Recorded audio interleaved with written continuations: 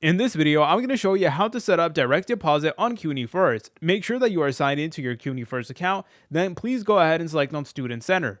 Once you're over here, it is going to bring you to a screen that looks like this. Then you're going to see this option that says CUNY Direct Deposit, so please go ahead and press on it just like so. And now what you need to do from here is you need to go ahead and add your bank account over here on CUNY Direct Deposit. Now you're going to need this information. You will need your bank's routing number, which you can get from a check, or you can call your bank to see your routing number and your account number.